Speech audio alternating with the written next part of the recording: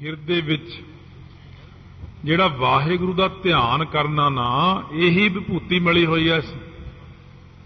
ਧਿਆਨ ਕੀ, ਹੋਰ ਧਿਆਨ ਕੀ ਕਰਨਾ? ਇਹ ਜਿਹੜੀ ਤੁਸੀਂ ਵਿਭੂਤੀ ਮਲਦੇ ਹੋ, ਇਹ ਵਿਭੂਤੀ ਦਾ ਫੇਰ ਲੈ ਜਾਂਦੀ ਹੈ। ਅਸੀਂ ਤਾਂ ਆਪਣੇ ਰੋਮ ਰੋਮ ਦੇ ਵਿੱਚ ਕਹਿੰਦੇ ਰੋਮ ਰੋਮ ਰਵਿਆ ਹਰ ਨਾਮ, ਗੁਰਮੁਖ ਰੋਮ ਰੋਮ ਹਰ ਧਿਆਵੈ। ਸਾਡੇ ਤਾਂ ਰੋਮ ਰੋਮ ਦਾ ਧਿਆਨ ਹੈ ਵਾਹਿਗੁਰੂ ਦਾ, ਇਹੀ ਵੱਡੀ ਵਿਭੂਤੀ ਮਲੀ ਹੋਈ ਹੈ, ਜਿਹੜਾ ਰੋਮ ਰੋਮ ਵਿੱਚ ਉਹਦਾ ਧਿਆਨ ਕਰਨਾ।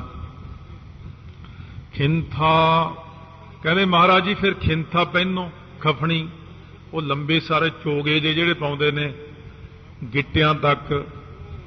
ਮਹਾਰਾਜ ਕਹਿੰਦੇ ਇਹ ਵੀ ਪਹਿਨਿਆ ਹੋਇਆ ਸੀ। ਕਹਿੰਦੇ ਦਿਖਦਾ ਨਹੀਂ। ਕਾਲ ਕੁਆਰੀ ਕਾਇਆ, ਕਾਇਆ ਜਿਹੜੀ ਸਰੀਰ ਹੈ ਸਾਡਾ, ਇਹ ਕਾਲ ਮੌਤ ਤੋਂ ਕੁਆਰਾ ਰੱਖਿਆ ਹੋਇਆ। ਸਾਡੇ ਸਰੀਰ ਨੂੰ ਮੌਤ ਨਹੀਂ ਛੋਹ ਸਕਦੀ, ਇੱਥੇ ਮੌਤ ਨਹੀਂ ਆਉਂਦੀ, ਇਹਨੂੰ ਕਾਲ ਨਹੀਂ ਲੈਣ ਆਉਂਦਾ। ਸੱਚਮੁੱਚ ਗੁਰੂ ਨਾਨਕ ਸਾਹਿਬ ਨੇ ਕਰ ਦਿਖਾਇਆ। ਜਦ ਤੰਬੂ ਦੇ ਅੰਦਰ ਮਹਾਰਾਜ ਕਹਿੰਦੇ ਮੇਰਾ ਅੰਤਮ ਸਮਾਂ ਭਾਈ ਹੁਣ ਆ ਗਿਆ, ਸਭ ਨੂੰ ਮਿਲੇ, ਅੰਦਰ ਚਲੇ ਗਏ। ਹੁਣ ਹਿੰਦੂ ਕਹਿਣ ਲੱਗੇ, ਗੁਰਸਿੱਖ ਹਿੰਦੂ ਸਭ ਮਿਲੇ ਵੀ ਸੰਸਕਾਰ ਦੀਆਂ ਤਿਆਰੀਆਂ ਹੋਣ ਲੱਗੀਆਂ। ਮੁਸਲਮਾਨ ਕਹਿਣ ਲੱਗੇ ਸਾਡਾ ਪੀਰ ਹੈ, ਅਸੀਂ ਆਪਣੀ ਰਹੁ ਰੀਤੀ ਮੁਤਾਬਕ ਦਫਨਾਵਾਂਗੇ ਇਹਨਾਂ ਦੇ ਸਰੀਰ ਨੂੰ। ਉਹ ਕਹਿਣ ਅਸੀਂ ਸੰਸਕਾਰ ਕਰਾਂਗੇ। ਡਾਂਗ ਸੋਟੇ ਚੱਲਣ ਨੂੰ ਤਿਆਰ ਹੋ ਗਏ, ਤਲਵਾਰਾਂ ਕੱਢ ਲੀਆਂ, ਲੜਨ ਨੂੰ ਤਿਆਰ। ਜਾਂ ਜਾ ਕੇ ਅੰਦਰ ਦੇਖਦੇ ਨੇ, ਅੰਦਰ ਪਲੰਘ ਦੇ ਉੱਤੇ ਸਿਰਫ ਫੁੱਲ ਪਏ ਨੇ, ਕੁਝ ਵੀ ਨਹੀਂ ਹੈ ਉੱਥੇ। ਤਾਂ ਤੁਸੀਂ ਕਿੱਧਰ ਚਲੇ ਗਏ ਮਹਾਰਾਜ? ਕਹਿੰਦੇ ਖਿੰਥਾ ਕਾਲ ਕੁਆਰੀ ਕਾਇਆ, ਇਹੀ ਤਾਂ ਅਸੀਂ ਖਿੰਥਾ ਪਹਿਨੀਏ ਜਿਹੜੀ ਆਪਣੀ ਕਾਇਆ ਨੂੰ ਕਾਲ ਤੋਂ ਕੁਆਰੀ ਰੱਖਿਆ ਹੈ, ਵਿਆਹਿਆ ਨਹੀਂ ਹੈ ਇਹਦੇ ਨਾਲ। ਕੁਆਰੀ ਦਾ ਅਰਥ ਬੁਰਕੀ ਵੀ ਹੈ, ਕਾਲ ਦੀ ਬੁਰਕੀ ਨਹੀਂ ਬਣਾਇਆ ਅਸੀਂ ਇਹਨੂੰ। ਧੰਨ ਗੁਰੂ ਨਾਨਕ ਦੇਵ ਜੀ ਇਸ ਤਰ੍ਹਾਂ ਹੀ ਅਲੋਪ ਹੋ ਗਏ। ਸਰੂਪ ਤਾਂ ਸਾਰੇ ਹੀ ਤੁਹਾਡੇ ਇਸ ਤਰ੍ਹਾਂ ਹੀ ਅਲੋਪ ਹੋਏ ਨੇ। ਸਰੂਪ ਤਾਂ ਜਦ ਗੁਰੂ ਅੰਗਦ ਦੇਵ ਮਹਾਰਾਜ ਗੁਰਤਾ ਗੱਦੀ ਤੇ ਸਜੇ ਹੋਏ, ਸ੍ਰੀ ਖਡੂਰ ਸਾਹਿਬ ਸੰਗਤ ਬੈਠੀ ਹੈ, ਗੁਰੂ ਅਮਰਦਾਸ ਜੀ ਸਜੇ ਹੋਏ ਨੇ, ਇੱਕਦਮ ਅਲੋਪ ਹੋ ਗਏ, ਦਿਖਣੋਂ ਹੀ ਹਟ ਗਏ ਮਹਾਰਾਜ। ਸਾਰੀ ਸੰਗਤ ਰੋਣ ਲੱਗ ਗਈ, ਗੁਰੂ ਅੰਗਦ ਦੇਵ ਮਹਾਰਾਜ ਨੂੰ ਯਾਦ ਕਰਦੇ। ਮਹਾਰਾਜ ਕਿੱਧਰ ਚਲੇ ਗਏ? ਫਿਰ ਗੁਰੂ ਅਮਰਦਾਸ ਜੀ ਨੇ ਸਾਹਮਣੇ ਖੜ ਕੇ ਬੇਨਤੀ ਕੀਤੀ, ਫਿਰ ਪ੍ਰਗਟ ਹੋ ਗਏ। ਕਹਿਣ ਲੱਗੇ ਮਹਾਰਾਜ ਤੁਸੀਂ ਤਾਂ ਚੰਗੇ ਹੋ, ਇਸ ਤਰ੍ਹਾਂ ਨਾ ਜਾਓ। ਤਾਂ ਸਾਰੀ ਸੰਗਤ ਮੇਰੇ ਠੱਲੀ ਨਹੀਂ ਜਾਂਦੀ, ਸਾਤੋਂ ਤਾਂ ਇੰਨੇ ਰੋਂਦੇ ਆ। ਕਹਿੰਦੇ ਫਿਰ ਕੀ ਕਰੀਏ? ਕਹਿੰਦੇ ਮਹਾਰਾਜ ਜਿਵੇਂ ਦੁਨਿਆਵੀ ਲੋਕ ਜਾਂਦੇ ਨੇ ਨਾ, ਉਸ ਤਰ੍ਹਾਂ ਜਾਓ। ਤੁਸੀਂ ਤਾਂ ਮਾਰੀ ਉਡਾਰੀ ਸਿੱਧੇ ਸੱਚਖੰਡ, ਕਿਉਂਕਿ ਤੁਹਾਡਾ ਸਰੀਰ ਤਾਂ ਪੰਜਾਂ ਤੱਤਾਂ ਦਾ ਤਾਂ ਹੈ ਨਹੀਂ ਨਾ। ਇਹ ਸਿਸਟਮ ਥੋੜਾ ਜਿਹਾ ਹੋਰ ਹੈ, ਇਹਨੂੰ ਸਮਝਣ ਨੂੰ ਟਾਈਮ ਲੱਗਦਾ ਆਪਾਂ ਨੂੰ। 10 ਸਰੂਪਾਂ ਦਾ ਸਰੂਪ ਪੰਜਾਂ ਤੱਤਾਂ ਦਾ ਨਹੀਂ ਹੈਗਾ। ਜਾਂ ਤਾਂ ਫਿਰ ਫੁੱਲ ਦਿਖਾਓ ਕਿਤੇ, ਫੁੱਲ ਨਹੀਂ ਹੈ ਇਹਨਾਂ ਦੇ, ਕਿਉਂਕਿ ਇਹ ਸਰੂਪ ਹੋਰ ਤਰ੍ਹਾਂ ਦਾ। ਤਾਂ ਉਸ ਵਕਤ ਗੁਰੂ ਅੰਗਦ ਦੇਵ ਮਹਾਰਾਜ ਕਹਿੰਦੇ ਚੰਗਾ ਫਿਰ ਤੁਸੀਂ ਇਉਂ ਕਰ ਲਓ। ਫਿਰ ਸਰੀਰ ਛੱਡਤਾ, ਫਿਰ ਆਸਣ ਲਾਇਆ, ਫਿਰ ਮਹਾਰਾਜ ਦੇ ਸਰੂਪ ਨੂੰ ਲੈ ਕੇ ਗਏ, ਚੰਦਨ ਦੀਆਂ ਲੱਕੜਾਂ ਲਿਆਂਦੀਆਂ, ਫਿਰ ਉੱਥੇ ਲੱਕੜਾਂ ਦੇ ਉੱਤੇ ਸਰੂਪ ਸੁਸ਼ੋਭਿਤ ਕੀਤਾ, ਉੱਤੇ ਲੱਕੜਾਂ ਚਿਣ ਦਿੱਤੀਆਂ। ਸੋ ਜਦ ਦਾਸੂ ਮਹਾਰਾਜ ਦਾ ਪੁੱਤਰ ਸੀ ਜਿਹੜਾ, ਉਹਨੂੰ ਕਹਿਣ ਲੱਗੇ ਭਈ ਤੂੰ ਆ ਬਈ ਚੰਡਾ ਲਾਉਣਾ ਕਰ।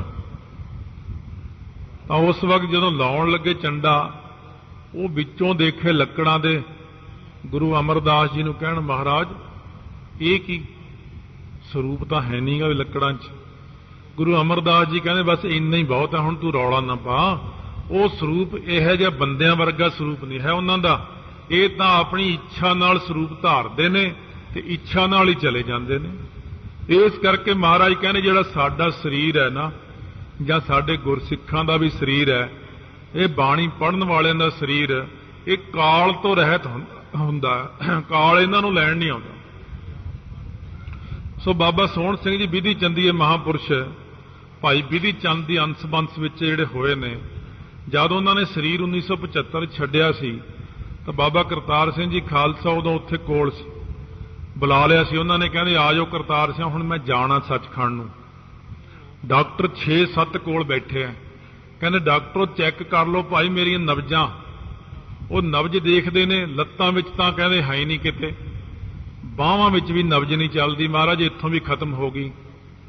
ਛਾਤੀ ਵਿੱਚ ਵੀ ਕੁਝ ਨਹੀਂ ਹੈਗਾ, ਸਿਰ ਵਿੱਚ ਵੀ ਕੁਝ ਨਹੀਂ, ਸਰੀਰ ਪੂਰਾ ਡੈੱਡ ਪਿਆ। ਪਰ ਫੇਰ ਵੀ ਬੋਲ ਰਹੇ ਨੇ, ਕਹਿੰਦੇ ਮੈਂ ਇੰਨੇ ਕੁ ਥਾਂ 'ਚ ਹੀ ਬੈਠਾ, ਹੁਣ ਬਸ ਮੈਂ ਕਰਤਾਰ ਸਿੰਘ ਨਾਲ ਗੱਲਾਂ ਕਰਨੀਆਂ, ਫਿਰ ਅਸੀਂ ਜਾਣਾ ਹੈ। ਗੁਰਸਿੱਖ ਆਪਣੀ ਮਰਜ਼ੀ ਨਾਲ ਆਪਣੇ ਸਰੀਰ ਨੂੰ ਛੱਡਦਾ, ਜੀ ਕਰੇ ਫੇਰ ਉੱਠ ਕੇ ਬੈਠ ਜਾਣ। ਜਦ ਬਾਬਾ ਸ਼੍ਰੀ ਚੰਦ ਲਖਮੀ ਦਾਸ ਰੋਣ ਲੱਗ ਪਏ, ਬੇਨਤੀ ਕੀਤੀ, ਗੁਰੂ ਨਾਨਕ ਦੇਵ ਜੀ ਫੇਰ ਆ ਗਏ, ਫੇਰ ਪ੍ਰਗਟ ਹੋ ਗਏ। ਕਹਿੰਦੇ ਕੀ ਗੱਲ ਭਾਈ ਤੁਸੀਂ ਰੋਂਦੇ ਹੋ? ਸ਼੍ਰੀ ਚੰਦ ਕੀ ਗੱਲ ਹੋ ਗਈ? ਕਹਿੰਦੇ ਮਹਾਰਾਜ ਤੁਹਾਡੇ ਜਾਣ ਤੋਂ ਬਾਅਦ ਸਾਨੂੰ ਗਿਆਨ ਹੋਇਆ, ਸਾਨੂੰ ਰੋਟੀ ਕੌਣ ਦੇਵੇਗਾ? ਮਹਾਰਾਜ ਕਹਿੰਦੇ ਪਹਿਲਾਂ ਜਿਹੜੀ ਤੁਸੀਂ ਅਰਦਾਸ ਕੀਤੀ ਹੈ ਇੱਕ ਘੜੀ ਲਈ ਦਰਸ਼ਨਾਂ ਦੀ, ਇੱਕ ਘੜੀ ਦਰਸ਼ਨ ਦੇਵਾਂਗੇ। ਜੇ ਤੁਸੀਂ ਅੱਜ 1000 ਸਾਲ ਲਈ ਅਰਦਾਸ ਕਰਨੀ ਸੀ, 1000 ਸਾਲ ਹੋਰ ਰਹਿਣਾ ਸੀ। ਜੇ ਲੱਖ ਸਾਲ ਲਈ ਮੰਗ ਲੈਂਦੇ, ਪਰ ਤੁਹਾਡੇ ਵੱਸ ਨਹੀਂ, ਕਿਉਂਕਿ ਤੁਸੀਂ ਇੰਨਾ ਹੀ ਮੰਗਿਆ ਜਿੰਨਾ ਅਕਾਲ ਪੁਰਖ ਨੂੰ ਭਾਇਆ। ਤਾਂ ਮਹਾਰਾਜ ਨੇ ਕਿਹਾ ਸੀ, ਸ਼੍ਰੀ ਚੰਦ ਤੁਹਾਡੇ ਆਸਰੇ ਕਰੋੜਾਂ ਲੋਕ ਰੋਟੀ ਖਾਣਗੇ, ਚਿੰਤਾ ਨਾ ਕਰੋ, ਤੁਹਾਨੂੰ ਰੋਟੀ ਦੀ ਕੋਈ ਕਮੀ ਨਹੀਂ, ਕੱਪੜਿਆਂ ਦੀ ਕੋਈ ਕਮੀ ਨਹੀਂ, ਕਿਸੇ ਗੱਲ ਦੀ ਕਮੀ ਨਹੀਂ ਰਹਿਣੀ। ਇਸ ਕਰਕੇ ਖਿੰਥਾ ਕਾਲ ਕੁਆਰੀ ਕਾਇਆ ਰੱਖੀ ਹੈ, ਜੁਗਤ ਡੰਡਾ ਪ੍ਰਤੀਤ। ਜਿਹੜਾ ਜੁਗਤ ਤੋਂ ਭਾਵ ਜੁੜਨਾ ਹੈ, ਜਿਹੜਾ ਜੁੜਨਾ ਕੀ ਹੈ? ਪ੍ਰਤੀਤ ਜਿਹੜੀ ਰੱਖਣੀ ਹੈ ਨਾ, ਭਰੋਸਾ ਰੱਖਣਾ, ਇਹੀ ਡੰਡਾ ਹੈ। ਜਿਹੜਾ ਡੰਡਾ ਬਿਲਕੁਲ ਸਿੱਧਾ ਹੁੰਦਾ, ਡੰਡੇ ਤੋਂ ਭਾਵ ਸਿੱਧਾ, ਪ੍ਰਤੀਤ ਦਾ ਅਰਥ ਹੈ ਭਰੋਸਾ। ਇਉਂ ਬਿਲਕੁਲ ਗੁਰੂ ਗ੍ਰੰਥ ਸਾਹਿਬ ਵੱਲ ਹੀ ਭਰੋਸਾ ਰੱਖਣਾ, ਗੁਰੂ ਨਾਨਕ ਤੇ ਹੀ ਭਰੋਸਾ ਰੱਖਣਾ। ਮਹਾਰਾਜ ਕਹਿੰਦੇ ਇਹੀ ਸਾਡੇ ਕੋਲ ਡੰਡਾ ਹੈ, ਜਿਹੜਾ ਵਾਹਿਗੁਰੂ ਤੇ ਸਾਡਾ ਭਰੋਸਾ ਜਿਹੜਾ ਨਾ 100% 16 ਆਨੇ ਪੂਰਾ ਭਰੋਸਾ ਹੈ। ਇਹੀ ਡੰਡਾ ਰੱਖਣਾ ਚਾਹੀਦਾ ਸਿੱਖ ਨੂੰ ਆਪਣੇ ਪਾਸ। ਹੋਰ ਡੰਡਾ ਕਿਹੜਾ? ਭਰੋਸੇ ਰੂਪ ਡੰਡਾ ਰੱਖੋ। ਆਈ ਪੰਥੀ ਸਗਲ ਜਮਾਤੀ, ਜਿਹੜਾ ਆਈ ਹੋਈ ਹੈ ਜੋਤ ਸਾਰਿਆਂ ਦੇ ਵਿੱਚ, ਇਹੀ ਸਾਡੀ ਜਮਾਤ ਹੈ। ਕਿਹੜੀ? ਇਹੀ ਸਾਡਾ ਪੰਥ ਹੈ ਕਿ ਜਿਹੜਾ ਸਾਰਿਆਂ ਵਿੱਚ ਵਾਹਿਗੁਰੂ ਦੀ ਜੋਤ ਨੂੰ ਦੇਖਣਾ ਹੈ, ਇਹੀ ਸਾਡਾ ਪੰਥ ਹੈ, ਇਹੀ ਰਸਤਾ ਹੈ। ਸਗਲ ਜਮਾਤੀ, ਜਿਹੜੇ ਸਾਡੇ ਜਮਾਤੀ ਨੇ, ਸਾਧੂ ਸੰਤ ਮਹਾਤਮਾ ਸਾਧ ਸੰਗਤ, ਇਹੀ ਸਾਡੀ ਜਮਾਤ ਹੈ। ਹੋਰ ਕਿਹੜੀ ਜਮਾਤ ਹੈ? ਆ ਜਿਹੜੇ ਤੁਸੀਂ ਲਈ ਫਿਰਦੇ ਹੋ 100 ਕੁ ਜੋਗੀ ਚੇਲਾ ਇਕੱਠਾ ਕਰਕੇ, ਸਾਡੀ ਇੰਨੀ ਕੀ ਜਮਾਤ ਨਹੀਂ, ਸਾਡੀ ਤਾਂ ਸਾਰੀ ਸਾਧ ਸੰਗਤੀ ਜਮਾਤ ਹੈ। ਮਹਾਰਾਜ ਸੱਚੇ ਪਾਤਸ਼ਾਹ ਫਿਰ ਮਨ ਨੂੰ ਜਿੱਤਣਾ ਵੱਡਾ ਕੰਮ ਹੈ। ਦੇਖ ਲਓ, ਜੇ ਤੁਸੀਂ ਮਨ ਨੂੰ ਜਿੱਤ ਲਓਗੇ ਇਸ ਤਰ੍ਹਾਂ, ਮਹਾਰਾਜ ਕਹਿੰਦੇ ਨੇ ਮਨ ਜੀਤੈ ਜਗ ਜੀਤ। ਮਹਾਰਾਜ ਕਹਿੰਦੇ ਤੁਸੀਂ ਜਗ ਨੂੰ ਜਿੱਤਣ ਦੀਆਂ ਗੱਲਾਂ ਕਰਦੇ ਹੋ ਰਿੱਧੀਆਂ ਸਿੱਧੀਆਂ ਨਾਲ। ਜਿਹੜਾ ਬੰਦਾ ਆਪਣੇ ਮਨ ਨੂੰ ਜਿੱਤ ਲੈਂਦਾ ਹੈ, ਉਹੀ ਬੰਦਾ ਜਗ ਨੂੰ ਜਿੱਤ ਸਕਦਾ ਹੈ। ਜੇ ਤੁਸੀਂ ਜਗ ਨੂੰ ਜਿੱਤਣਾ ਸ਼ੁਰੂ ਕਰ ਦਿਓ, ਨਹੀਂ ਜਿੱਤ ਸਕਦੇ। ਪਰ ਜੇ ਆਪਣਾ ਮਨ ਜਿੱਤ ਲਓ ਤਾਂ ਸਾਰੇ ਜਗ ਨੂੰ ਜਿੱਤ ਲਓਗੇ। ਫਿਰ ਤਾਂ ਮਹਾਰਾਜ ਦੇ ਚਰਨੀ ਪੈ ਗਏ। ਕਹਿੰਦੇ ਆਦੇਸ਼ ਨਮਸਕਾਰ ਹੈ ਤੁਹਾਨੂੰ ਸੱਚੇ ਪਾਤਸ਼ਾਹ। ਮਹਾਰਾਜ ਕਹਿੰਦੇ ਮੈਨੂੰ ਮੱਥਾ ਨਾ ਟੇਕੋ। ਕਹਿੰਦੇ ਕਿਹਨੂੰ ਟੇਕੀਏ? ਫਿਰ ਕਹਿੰਦੇ ਤਿਸੈ ਆਦੇਸ਼, ਉਸ ਵਾਹਿਗੁਰੂ ਨੂੰ ਮੱਥਾ ਟੇਕੋ। ਆਦੇਸ਼ ਤਿਸੈ ਆਦੇਸ਼, ਵਾਹਿਗੁਰੂ ਨੂੰ ਮੱਥਾ ਟੇਕੋ। ਕਹਿੰਦੇ ਉਹਦਾ ਸਰੂਪ ਕੈਸਾ ਹੈ? ਆਦ, ਜਿਹਦਾ ਕੋਈ ਆਦ ਹੀ ਨਹੀਂ। ਅਨੀਲ, ਜੋ ਨੀਲ ਹੁੰਦੀ ਮਾਇਆ, ਮਾਇਆ ਤੋਂ ਰਹਿਤ, ਨੀਲੇ ਆਕਾਸ਼ ਤੋਂ ਰਹਿਤ, ਨੀਲ ਕਲੰਕ ਤੋਂ ਰਹਿਤ, ਨੀਲ ਕਾਲਖ ਤੋਂ ਰਹਿਤ ਹੈ ਜਿਹੜੀ ਅਕਾਲ ਪੁਰਖ ਵਾਹਿਗੁਰੂ ਦੀ ਹਸਤੀ ਹੈ। ਅਨਾਦ ਅਨਆਦ, ਜਿਹਦਾ ਕੋਈ ਮੁੱਢ ਹੀ ਨਹੀਂ, ਜਿਹਦਾ ਕੋਈ ਪਤਾ ਹੀ ਨਹੀਂ ਹੈ ਕਦੋਂ ਕਦਾ, ਜੋ ਸਾਰਿਆਂ ਦਾ ਆਦ ਰੂਪ ਹੈ, ਪਰ ਉਹਦਾ ਆਦ ਕਿਸੇ ਨੂੰ ਨਹੀਂ ਪਤਾ। ਅਨਾਹਤ, ਇੱਕ ਹੁੰਦੇ ਨੇ ਆਹਤ ਸ਼ਬਦ, ਜਿਵੇਂ ਡੱਗਾ ਮਾਰੀਏ ਕਿਸੇ ਦੇ ਉੱਤੇ, ਨਗਾਰੇ ਦੇ ਉੱਤੇ ਚੋਟ ਮਾਰੀਏ ਤਾਂ ਵੱਜਦਾ, ਵਾਜਾ ਵਜਾਈਏ ਤਾਂ ਵੱਜਦਾ, ਫੂਕ ਮਾਰੀਏ ਤਾਂ ਸ਼ਹਿਨਾਈ ਆਦਿਕ ਬੰਸਰੀ ਵੱਜਦੀ ਹੈ। ਪਰ ਤੁਸੀਂ ਤਾਂ ਅਨਾਹਤ ਤੋਂ ਬਿਨਾਂ ਵਜਾਇਆ ਹੀ ਵੱਜ ਰਹੇ ਹੋ। ਬਿਨਾਂ ਵਜਾਇਆ ਹੀ ਵਾਹਿਗੁਰੂ ਵਾਹਿਗੁਰੂ ਹੋ ਰਿਹਾ ਸੱਚਖੰਡ ਦੇ ਵਿੱਚ, ਹਰ ਜਗ੍ਹਾ ਦੇ ਵਿੱਚ। ਅਨਾਹਤ ਇੱਕ ਰਾਸੋਂ, ਹੱਦ ਤੋਂ ਰਹਿ ਤੋਂ, ਜੁਗ ਜੁਗ ਏਕੋ ਵੇਸ। ਤੁਹਾਡਾ ਜੁਗਾਂ ਜੁਗੰਤਰਾਂ ਦੇ ਵਿੱਚ ਇੱਕੋ ਹੀ ਵੇਸ ਹੈ। ਨਾ ਇਹੋ ਬੁੱਢਾ, ਨਾ ਇਹੋ ਬਾਲਾ, ਨਾ ਇਸ ਦੁੱਖ ਨਹੀਂ ਜਮ ਜਾਲਾ। ਤੁਸੀਂ ਨਾ ਬੁੱਢੇ ਹੁੰਦੇ ਹੋ, ਨਾ ਤੁਸੀਂ ਬੱਚੇ ਹੁੰਦੇ ਹੋ, ਨਾ ਤੁਹਾਨੂੰ ਮੌਤ ਆਉਂਦੀ ਹੈ। ਤੁਸੀਂ ਸਦਾ ਸਲਾਮਤ ਨਿਰੰਕਾਰ ਹੋ। ਜੁਗ ਜੁਗ ਏਕੋ ਵੇਸ, ਤੁਹਾਡਾ ਵੇਸ ਸਦੀਵ ਕਾਲ ਇੱਕੋ ਜਿਹਾ ਰਹੇਗਾ। ਪਿੱਛੇ ਵੀ ਸੀ, ਅੱਜ ਵੀ ਹੈ। ਇਸ ਕਰਕੇ ਅਸੀਂ ਤਾਂ ਕਹਿੰਦੇ ਆਦ ਸੱਚ, ਜੁਗਾਦ ਸੱਚ, ਹੈ ਵੀ ਸੱਚ, ਨਾਨਕ ਹੋਸੀ ਵੀ ਸੱਚ। ਵਾਹਿਗੁਰੂ ਵਾਹਿਗੁਰੂ।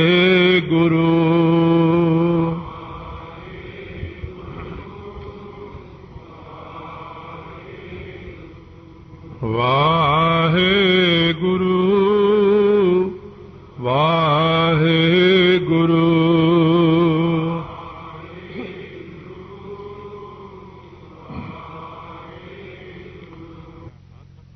ਇਹਨੂੰ ਸਿੱਧ ਕਹਿਣ ਲੱਗੇ ਤੁਹਾਨੂੰ ਅਸੀਂ ਫਿਰ ਤੁਸੀਂ ਕਾਫੀ ਚਿਰ ਦੇ ਸਜਿਓ ਆ ਕੇ ਸਾਡੇ ਕੋਲ ਇੱਕ ਭੁਗਤ ਹੁੰਦੀ ਹੈ, ਖੰਡ ਮੈਦਾ ਘਿਓ ਇਹਨਾਂ ਦੀ ਇੱਕ ਪੰਜੀਰੀ ਜੀ ਬਣਾਉਂਦੇ ਨੇ, ਭੁਗਤ ਕਹਿੰਦੇ ਨੇ ਉਹਨੂੰ। ਕਹਿੰਦੇ ਫਿਰ ਤੁਹਾਨੂੰ ਭੁਗਤ ਛਕਾਈਏ, ਇਹ ਛਕ ਲਓ, ਇਹ ਛਕਣ ਨਾਲ ਭੁੱਖ ਮਿਟ ਜਾਂਦੀ। ਮਹਾਰਾਜ ਕਹਿੰਦੇ ਮੈਂ ਤਾਂ ਰੋਟੀ ਪਹਿਲਾਂ ਹੀ ਖਾਧੀ ਹੋਈ।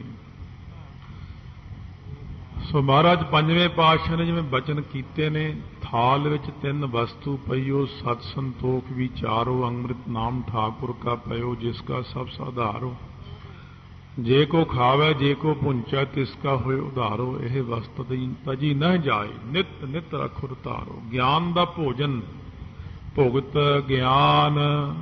ਸਤਿਗੁਰੂ ਕਹਿੰਦੇ ਜਿਹੜਾ ਬ੍ਰਹਮ ਗਿਆਨ ਹੈ ਨਾ, ਇਹੀ ਮੇਰੀ ਭੁਗਤ ਹੈ, ਇਹੀ ਮੇਰਾ ਮੈਦਾ ਹੈ, ਇਹੀ ਮੇਰੀ ਖੰਡ ਹੈ, ਇਹੀ ਮੇਰਾ ਘਿਓ ਹੈ। ਇਹ ਵਾਹਿਗੁਰੂ ਵਾਹਿਗੁਰੂ ਕਰਨਾ ਹੀ ਸਾਰਾ ਕੁਝ ਮੇਰੇ ਵਾਸਤੇ, ਪ੍ਰੇਮ ਦਾ ਘਿਓ ਪਾਤਾ ਹੈ ਇਹਦੇ ਵਿੱਚ। ਇਸ ਕਰਕੇ ਮਹਾਰਾਜ ਸੱਚੇ ਪਾਤਸ਼ਾਹ ਕਹਿੰਦੇ ਨੇ ਇਹ ਜਿਹੜਾ ਇਹਦੇ ਵਿੱਚ ਗਿਆਨ ਦਾ ਮੈਦਾ ਪਾਇਆ, ਸ਼ਰਧਾ ਦੀ ਖੰਡ ਪਾਈ ਹੈ, ਇਹ ਹੀ ਸਾਰਿਆਂ ਨਾਲੋਂ ਵੱਡਾ ਗਿਆਨ ਹੈ। ਕਿਉਂਕਿ ਇਹ ਲੋਕ ਸਮਝਦੇ ਨੇ ਵੀ ਗੁਰੂ ਨਾਨਕ ਦੇਵ ਜੀ ਨੂੰ ਕੁਝ ਖਵਾ ਕੇ ਕੁਝ ਪਿਆ ਕੇ ਆਪਣੇ ਵਸੀਕਾਰ ਕਰ ਲਈਏ, ਵੀ ਆਪਣੀ ਭੁਗਤ ਖਵਾ ਕੇ ਬਾਅਦ ਚ ਕਹਾਂਗੇ ਕਿ ਹੁਣ ਤਾਂ ਤੁਸੀਂ ਸਾਡੇ ਚੇਲੇ ਬਣ ਗਏ, ਜਾਂ ਕੁਝ ਪਾ ਕੇ ਖਵਾ ਦਈਏ ਇਹਨਾਂ ਨੂੰ ਵਿੱਚ ਜਿਹਦੇ ਨਾਲ ਸਾਡੇ ਵੱਸ ਵਿੱਚ ਹੋ ਜਾਣ। ਮਹਾਰਾਜ ਸੱਚੇ ਪਾਤਸ਼ਾਹ ਕਹਿੰਦੇ ਗਿਆਨ ਹੀ ਸਾਡਾ ਸਭ ਕੁਝ ਹੈ, ਗਿਆਨ ਹੀ ਭੁਗਤ ਹੈ ਸਾਡੀ। ਗਿਆਨ ਬਹੁਤ ਵੱਡੀ ਗੱਲ ਹੈ। ਨੰਨੇ ਨੂੰ ਔਂਕੜ ਲਾ ਕੇ ਜਿਹੜਾ ਗਿਆਨ ਆ ਗਿਆ, ਬ੍ਰਹਮ ਗਿਆਨ, ਸੰਪੂਰਨ ਗਿਆਨ।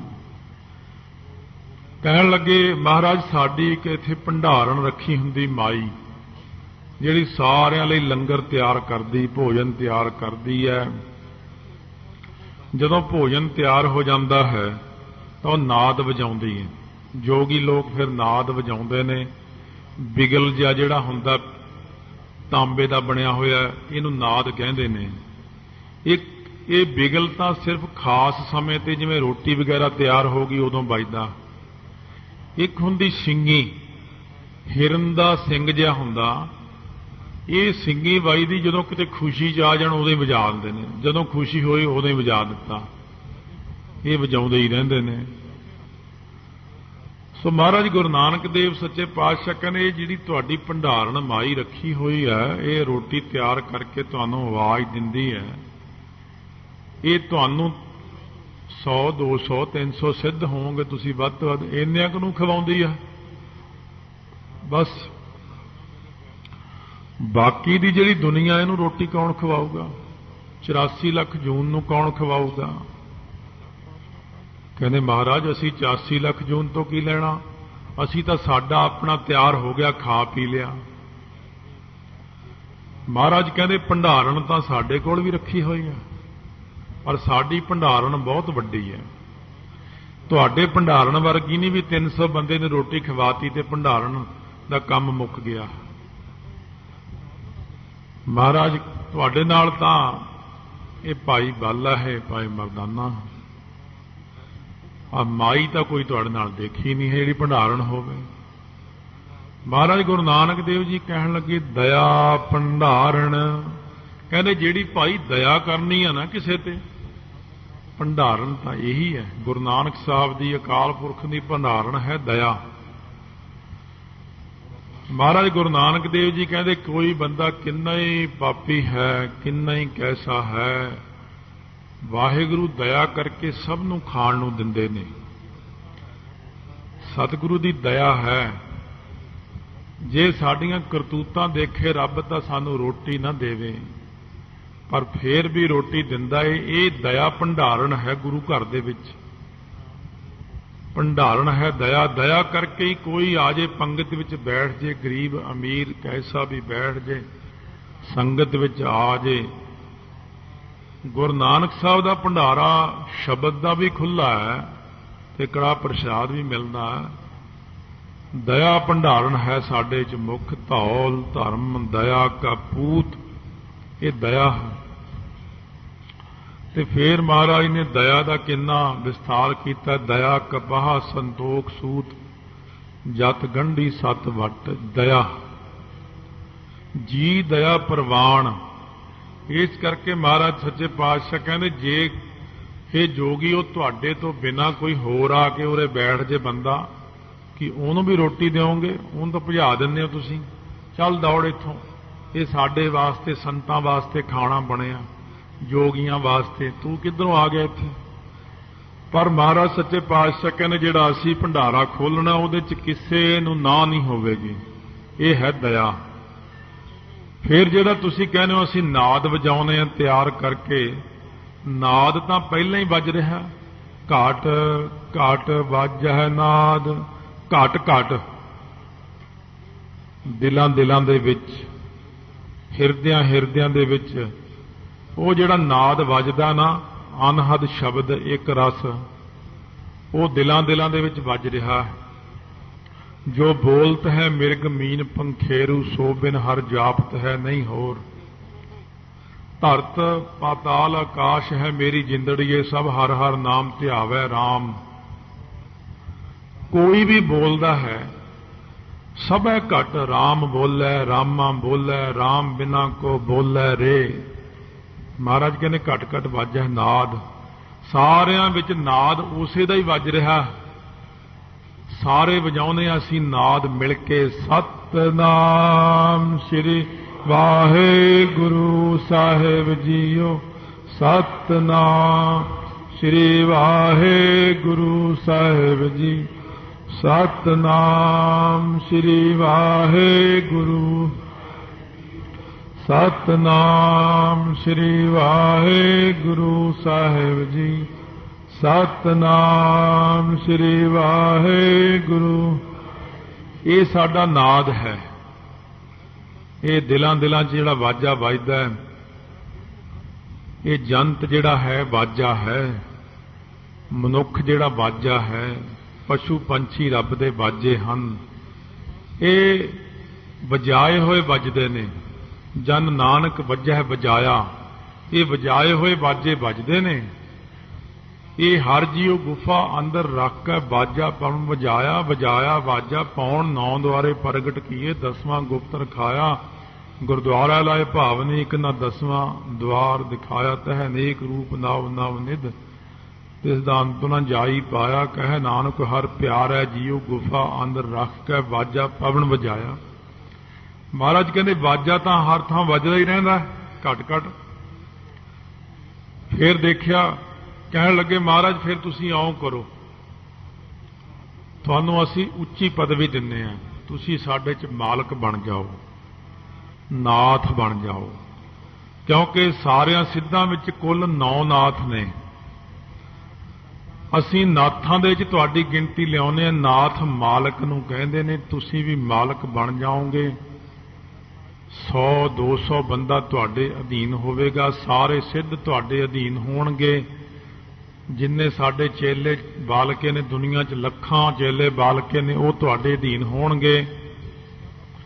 बस तुसी मालक बन जाओ, नाथ बना देने तुहानू।